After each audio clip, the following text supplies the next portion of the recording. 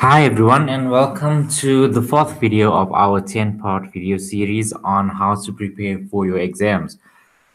In this video, we'll be looking at the fourth tip, which is to start with your TAT letters or your material from your own university. And this is something which is very relevant because usually what happens exam time is that a lot of students decide that they need to go through as many questions as possible, and they just start sourcing questions from everywhere. It becomes a huge frenzy. I don't know how much of time actually goes in students actually trying to get questions from other universities or other sources of academic tuition providers. It becomes a nightmare. And students often fall into this trap thinking that they're going to go and get different exposure to different types of questions and it's sort of going to help them. And I can understand their thinking, but hopefully by the end of this video, you'll actually see things a bit differently and understand why that approach doesn't exactly work. Right. So moving on, I said begin by working through the material provided to you by your own university. Now, the reason for this is your study material, which your university gives you, is structured to their approach on how they're going to go through the syllabus and how they're going to assess you with regards to that syllabus. So those tutorial letters, questions, any additional notes which you might get, they are the most relevant set of study material which you can get with regards to the types of questions you can expect in the exam. Also, in terms of how you should answer these questions, it also gives you a lot more focus on the topics which are usually tested. So you want to be sticking to what your university is working with, because that is just so much more relevant.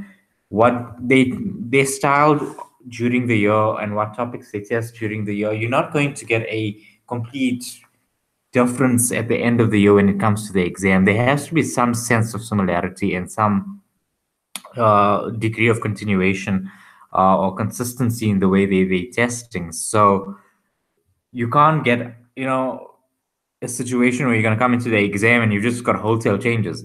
So that's why you need to make sure that you really work through the nitty gritty of your own university's study material. You're writing an exam for your own university, not for some other universities. So don't start with that university or that a different study provider's material, because you are not writing an assessment for that entity. You're writing an exam for your own university. Also, it's better, it helps you understand the mark allocation. So when you've gotten your TAT letter or your questions or whatever your university has given you, when you work through the questions there, you'll actually see when you get the memorandum how they're allocating marks. And this might differ from what another tuition provider might allocate marks for. It might differ from what another university might allocate marks for. The style of answering would be different. So you don't want to learn a different way of answering. You want to learn how your university wants you to answer. So that's why you need to stick to what your university gives you.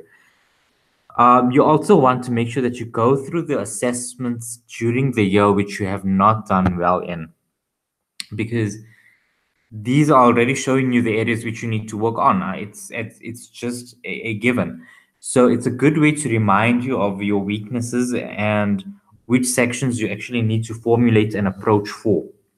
It's fine if you made the mistake during the year, but don't make the same mistake at the end of the year, right? So make sure that you've learned from your mistakes and that you're actually improving going forward. Now, coming to the exam, generally topics which were not tested during the year, you would have a high expectation of those being tested in the exam. So obviously you want to make sure that you've worked through your tutorial letters and your assessments during the year to make sure that you can actually identify which topics were not tested during the current academic year. Another thing is that topics which were tested during the year but which students performed poorly in generally would be tested again in the exam. So if you were doing, or if you look at accounting, for example, and say students did poorly in IFRS 15, you can really expect that it's going to be in the exam because students have demonstrated that they aren't competent or they're struggling with this topic. It does need to be examined again. It's proven to be a section which they aren't comfortable with. So you generally would have some sort of expectation that these topics would sort of surface in the exam.